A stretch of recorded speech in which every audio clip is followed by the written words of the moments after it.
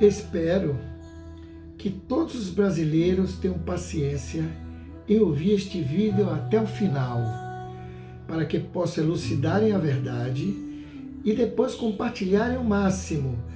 Nossa vitória está chegando, onde a corrupção será expulsa definitivamente do Brasil. Acredita em mim.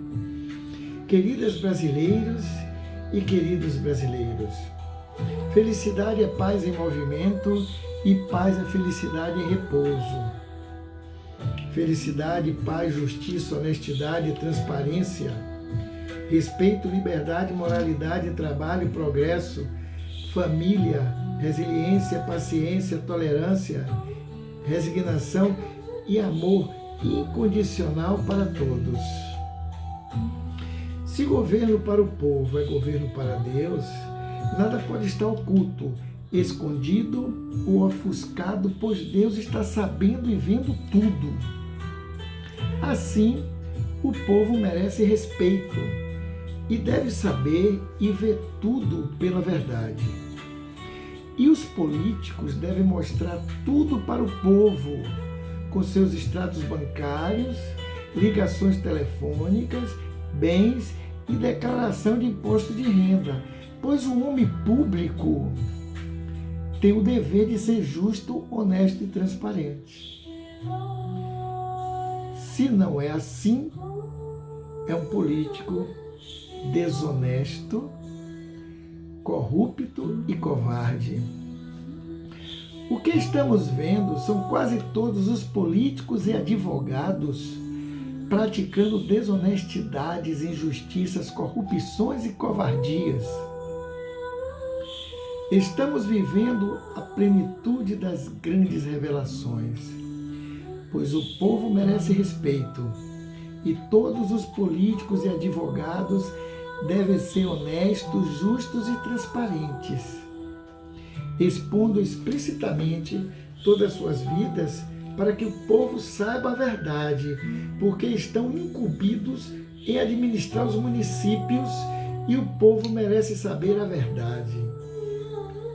Assim, obriga que o orgulho do bem tenha supremacia sobre o orgulho do mal.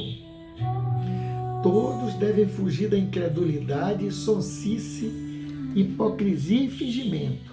Portanto, devem explanar suas qualidades, dons e talentos explicitamente, como jogadores de futebol, que procuram ser felizes, expondo-se ao máximo, praticando todas as jogadas que melhor conhecem, eliminando a falsa modéstia, pois a falsa modéstia representa aqueles que, dissimulados, querem mostrar que são íntegros, bonzinhos e competentes, ricos e humildes, mas não resistem a uma pequena demonstração de suas falhas e se violentam com seu orgulho ferido, com vinganças, ofensas, perseguições, calúnias e perversidades. Quando morrerem, isto é, desencarnarem, estarão diante de Deus todos, com intensos sofrimentos, prestando contas de suas mazelas. A raça terrena ainda é egoísta, egocêntrica, vaidosa, mentirosa, orgulhosa, incrédula, hipócrita e depravada, bem assinalada pelo nosso mestre, guia e modelo de vida, Jesus. A humanidade ainda possui interpretações de tudo conforme o melhor pagamento. A interpretação é sujeita a quem paga. Para tudo, existe uma versão paralela, espiritual, incondicional, que explica verdadeiramente muito bem, diferente, o óbvio e a lógica das narrativas midiáticas. Parece uma ação divina, ou será uma teoria da conspiração, ou um consilábulo da natureza? pois logo após que Fernanda Torres foi premiada com o troféu Globo de Ouro na cidade de Los Angeles pela sua atuação no filme Ainda Estou Aqui, a cidade de Los Angeles foi exterminada pelo fogo. Que incrível isso! Nada acontece sem a permissão de Deus. E Deus queimou toda a cidade de Los Angeles por muitas razões. Mas, depois que Fernando Torres recebeu um prêmio espetacular, onde o filme explícito relata uma versão sobre o comportamento do exército e sua injunção ditatorial. Recebeu um prêmio inédito por um filme que explica o efeito de uma suposta ditadura idealizada por aqueles que possuem uma versão particular dos fatos ocorridos no momento em que a humanidade presencia o apocalipse. É surreal, totalmente surreal. Podemos ter a impressão de que Deus, ao ver tamanha blasfêmia exposta no filme, Ainda Estou Aqui, e ainda laurear com inédito prêmio dentro da cidade de Los Angeles, castigou e a destruiu, para que a humanidade pudesse saber que a interpretação exposta no filme Ainda Estou Aqui, entre aspas, é uma ficção. A suposta ditadura brasileira, explicada pelos comunistas, parece uma fábula psicótica, pois narra uma realidade inexistente. Os psicopatas, assim como os comunistas, são xenofóbicos, vingativos, covardes e se comprazem em destruir os valores humanos vendendo sentenças ou julgando inexplicadamente os fatos ocorridos. Verdadeiramente, o Exército Brasileiro surgiu oficialmente em 1822, com a independência do Brasil. No entanto, a organização do Exército, como força genuinamente brasileira, começou em 1648 com a Batalha dos Guararapes, desempenhada no Nordeste contra os holandeses, em que o Exército Brasileiro saiu vitorioso. O Exército, assim, tem desempenhado o papel defensivo, protetor, honrando as famílias brasileiras, obtendo um papel divino dentro da sua trajetória. Poucos veem isso. Seu desempenho é marcado por vitórias com muito sangue e sofrimento. Muito sangue e sofrimento, com perdas inúmeras de soldados, de militares de uma forma geral, exclusivamente para proteger o Brasil contra o comunismo, engatilhando respeito, disciplina, ordem e progresso. O comunismo está aí e vocês vão ver o que vai acontecer. Se hoje nós somos um país livre, democrático e burocrático, é porque sempre tivemos um exército protetor, que era representado por autênticos abacates que desempenhavam bem sua missão. Hoje nosso exército perdeu a função de protetor e está bem representado por autênticas melancias e não desempenham bem sua missão. O passado é algo, o presente é outro. Nestas infiltrações comunistas que acontecem até hoje, surgiram forças malignas internacionais que vieram ao Brasil com ideias sadomasoquistas dominadoras para roubar nossas riquezas pelo caminho do suborno. Os comunistas, para dominar o Brasil, tiveram que pensar e, após análise, resolveram, em primeiro plano, atingir aqueles que possuíssem influência popular, como músicos, cantores e artistas, para depois subornar os políticos com êxito. Assim iniciou o plano para impetrar nas consciências brasileiras movimentos hippies, pois seria mais fácil, já que nossos músicos, cantores e artistas já imitavam os cantores e artistas americanos pelo envolvimento com drogas e sexo livres, tornando frágeis e vulneráveis. Os invasores comunistas, assim, aproveitaram os movimentos hippies, pois este movimento possuiu características opositoras, divergentes e contrárias aos valores humanos, ou seja, os valores do bem-estar familiar e do bem-estar social. Com isso, persuadiram nossos músicos, cantores, artistas para serem modernos, livres e autênticos em usarem drogas. E logo que ficassem viciados, investiriam nos políticos. Assim, prepararam livros e panfletos psicodélicos com maquiagens comunistas e divulgaram os 5 itens comunistas hippies. Primeiro item: defesa de uma sociedade mais libertária e naturalista, principalmente para o uso da maconha. Segundo item: crítica ao tradicionalismo com incentivo à ideologia de gênero. Item 3. Defesa do amor livre, do pacifismo e de uma vida mais simples, sem formação familiar. 4. Busca por orientação espiritual fora da tradição judaico-cristã. Item 5. Uso de drogas, frequentemente, para abrir a mente e ser mais criativo com a sexualidade sem responsabilidade. Devagarinho para destruir o Brasil, é assim que eles trabalham.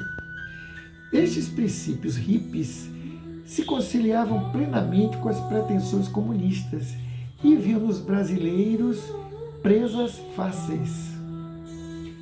Assim, se tornariam pessoas frágeis, pois todos os usuários de drogas alucinam e delírio com muita facilidade, tornando-se naturalmente subornáveis. Dominar os brasileiros desta forma seria mais fácil do que pelas Forças Armadas, já que os brasileiros tinham se mostrado eficazes em suas batalhas anteriores, como a holandesa, francesa, não é? Que aconteceu no Brasil.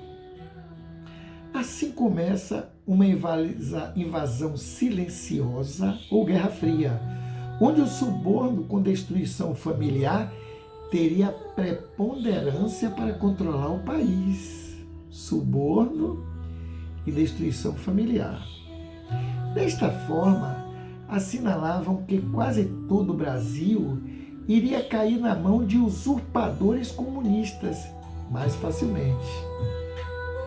Em 1964, grande dia, o Brasil vivia como hoje, dominado pela corrupção, suborno e propina. Assim, o exército brasileiro resolveu impor lei e ordem, assumindo o poder exclusivamente para proteger as famílias do roubo, extorsão e corrupção. De 1964 até 1985 foi os anos estrelas do Brasil, em que o cidadão viveu com liberdade, trabalho, família, respeito, dignidade, disciplina, ordem e progresso. Mas os comunistas infiltrados no Brasil lutavam e até matavam para não perder a possibilidade de furtar o erário e continuaram alimentando seus vícios. Não promoveram e continuaram. Assim, o Serviço de Inteligência do Exército resolveu agir e impedir, prendendo, expulsando e matando todos da facção criminosa. Como a polícia hoje está matando os criminosos, a facção na rua, torturando e matando, todo mundo está vendo isso na televisão, aconteceu com o exército contra os comunistas. Forma inteligente para perceber isso. Pois as facções criminosas comunistas daquela época planejavam roubar e dominar o Brasil. Hoje as facções criminosas só querem roubar e matar, não querem dominar o país. Se não fosse o Exército Brasileiro em 1964, que guerreava pelos brasileiros, hoje seríamos um país pior que a Venezuela. Lembrando que estamos nos aproximando da decadência venezuelana, porque as urnas eletrônicas da Venezuela não são auditáveis e as nossas urnas eletrônicas também não são auditáveis, isto é, não permitem recontagem dos votos, que absurdo, em caso de dúvidas. E esta recontagem dos votos não pode ser eletrônica, porque todas as urnas eletrônicas são passíveis de fraudes. Quem está dizendo isso sou eu. É a mídia internacional, os cientistas internacionais dizem que todas as urnas eletrônicas são passíveis de fraude. Portanto, as recontagens de votos só podem ser feitas pelos comprovantes de papel. Será que impedir recontagem de votos é uma violação dos direitos humanos? Que Brasil é esse que nós estamos vivendo? Que show da Xuxa é esse? Que Brasil é esse, meu amigo? Para convencer a população, os invasores comunistas, carregados de ira e ganância pelo alheio, começavam ovacionando e protegendo aqueles que eram famosos e usuários de drogas, para proliferarem uma ideologia comunista, distribuindo livros e panfletos com ideias de Karl Marx e Friedrich Engels, que assinavam como extorquir, matar e esconder para dominar. Todas essas transgressões foram rotuladas aos militares, que hoje a mídia sabe divulgar muito bem, pondo culpas a uma suposta ditadura que, na verdade, nunca existiu, pois todos os perseguidos e mortos e torturados eram militantes do comunismo, infiltrados, matando e torturando os brasileiros e recebendo ordens perversas e muito dinheiro vindo direto da Rússia e da Alemanha. Aí está a verdade. Comparativamente, lembramos da época da Inquisição, em que muitos pretensos hereges, supostamente acusados de crimes contra a fé católica, foram sumariamente mortos e escondidos pelos próprios católicos. Os próprios padres matavam aqueles que eles achavam que eram contra a fé católica. Que absurdo! O mundo vive num absurdo. Será que é difícil matar, esconder e roubar, pondo culpa nos militares que não acreditavam nem possuíam força midiática? Será que é difícil matar, esconder e roubar por estes e aqueles comunistas que acreditam e possuem força midiática como José Oiticica, Astrogildo Pereira Duarte Silva, Abílio de Nequete, Antônio Bernardo Canelas, Luiz Pérez, Antônio Gomes Cruz Júnior, Cristiano Cordeiro, Rodolfo Coutinho, Antônio de Carvalho, Joaquim Barbosa, Manuel Sendon, Carlos Marighella, Claudino José da Silva, Alcide Rodrigues Sabença, Diógenes Arruda, Pedro Pomar, Luiz Carlos Preste, o pai do comunismo no Brasil, Dilma Rousseff, militante firme, Jacques Wagner, outro militante ordinário, José Disseu, Hugo Chaves, Tabaré Vázquez, Martim Torijos, Evo Morales, Rafael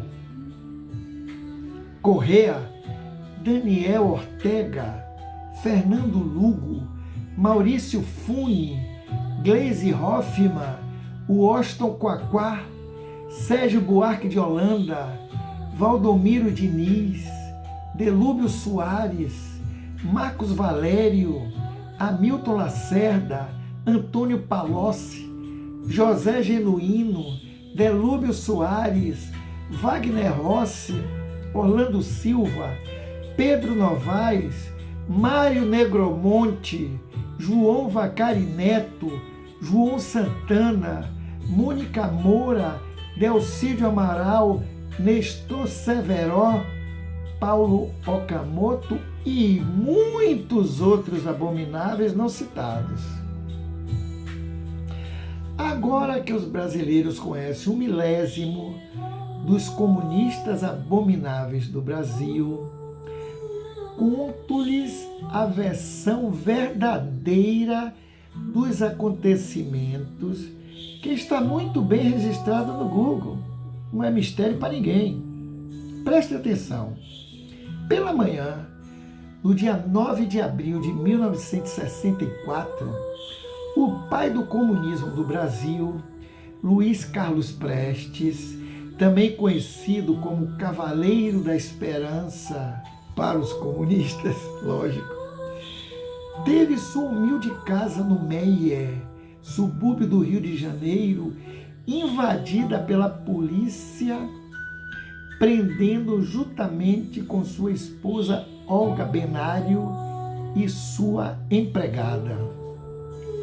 Prestes é levado para a delegacia de Pijama e Filinto Miller, chefe de polícia do Distrito Federal, telegrafa a todos os governadores comemorando a prisão do grande líder comunista, cujos seguidores comunistas, que hoje estão em todos os partidos do Brasil, prestavam continência. Todos eles prestam continência até hoje, já que ele já foi morto, mas prestam continência psicológica.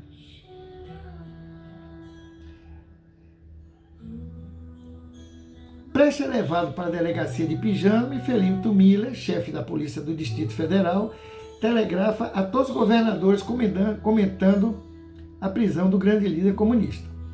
Na casa onde vivia Olga e Prestes, foram encontrados documentos e 20 cadernetas, cujas anotações ajudariam a polícia a deter outros importantes membros do Partido Comunista Alemão infiltrados no Brasil. E importantíssimos relatos dentro dessas cadernetas sobre a movimentação do PCB, com todas as suas reuniões comunistas que aconteciam clandestinamente desde 1961, incluindo partidos do Brasil e da Alemanha e da Rússia. Presta atenção. Explicava direitinho nessas cadernetas como eram financiados, como roubavam, como matavam, como torturavam, como extorquiam e persuadiam todos que interpusessem ao projeto comunista do Brasil. Inclusive, torturavam e matavam até novos membros comunistas alemães que vinham ajudar esse grupo, juntando-se com os brasileiros, mas se rebelavam. Que se somavam aqui mais de 1.000 comunistas infiltrados naquela época no Brasil clandestinamente, sob o comando do Luiz Carlos Prestes. Ninguém sabe disso. Inclusive, nestas anotações, ensinava como subornar a rede televisiva de grande influência para maciçamente noticiarem que o exército é corrupto, ditatorial e perverso, produtor da infelicidade dos brasileiros. Aí estava fake news na época. Prestes usava um passaporte falso português com o nome de Antônio Vilar, casado com Maria Bergene Vilar. Na realidade era um pseudônimo, lógico, que os nomes eram Prestes e Olga Benário, que se tornou sua esposa. Olga Benário era uma das mais importantes militantes comunistas alemãs infiltrada no país, que veio ao Brasil uma missão especial de dar apoio bélico e financeiro a Prestes. Viajaram muito na clandestinidade, os dois se apaixonaram e se tornaram marido e mulher. Mas ela veio de lá solteiríssima. Era infiltrante, militante, secreta, espiã. Naquele dia, na delegacia em que Prestes e Olga foram presos, se viram pela última vez. Por quê?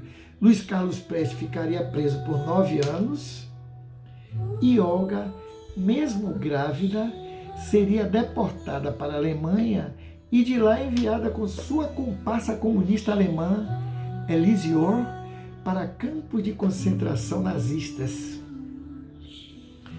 Mas antes destes acontecimentos, a polícia brasileira estava no encalço do Cavaleiro da Esperança desde abril de 1935. E desde então, Prestes corria de um lado, corria do outro, vivia na clandestinidade, mudando de endereço. E foi necessário um movimento de agentes internacionais para que este comunista fosse preso. Porque ele foi o principal levante comunista de novembro, não é? E vários detetives, agentes internacionais, tiveram que participar dessa busca. E esses detetives internacionais ingleses, americanos, eles foram comandados pelo agente do serviço secreto inglês, Alfred Hutt, que se infiltrou como superintendente da Light, não sabia nada de... mas estava lá apenas como espião, que era a Companhia de Energia Elétrica do Rio de Janeiro. Estava lá junto com toda a polícia, o exército brasileiro e outros agentes para se infiltrar e descobrir. Mas só com violência que a polícia conseguiu persuadir e localizar o esconderijo de Prestes. Inúmeros militantes do Partido Comunista Brasileiro, PCB, foram torturados e mortos para contar onde se encontrava o comandante da insurreição comunista armada de novembro de 1935.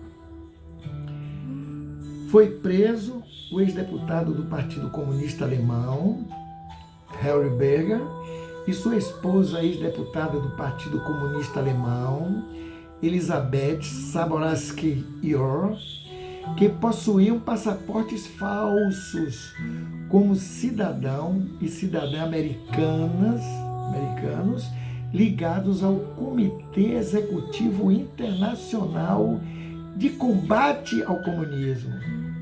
E também davam assistência financeira e bélica a Prestes para a luta armada contra os brasileiros. Muitos foram torturados e mortos após confessarem onde estavam Prestes e quem eram todos os militantes, como Vitor Allenberry, o secretário-geral do PCB, Adalberto de Andrade Fernandes, o baiano Antônio Maciel Bonfim, sua esposa Elvira Cupelo Colônio e o argentino Rodolfo Gold.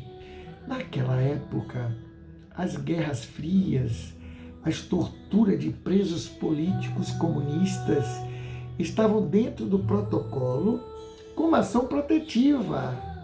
Esse protocolo é internacional, porque o trabalho não foi para tirar os comunistas aqui do Brasil, é para destruir os comunistas do mundo. Nós tivemos naquela época o apoio dos americanos e dos ingleses. Desta maneira, a polícia brasileira, junto com os agentes internacionais, foram fechando o cerco devagarinho e prenderam e deportaram muitos comunistas.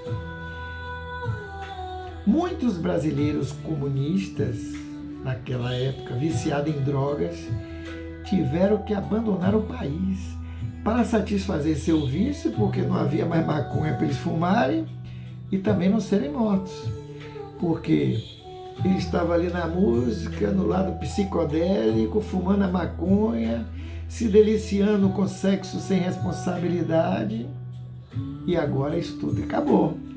Tiveram que ir embora. Nosso futuro é constituído por aquilo que pensamos e expressamos com fé e determinação no presente. E a melhor expressão para sermos felizes é estar 100% focados aos ensinamentos de Jesus.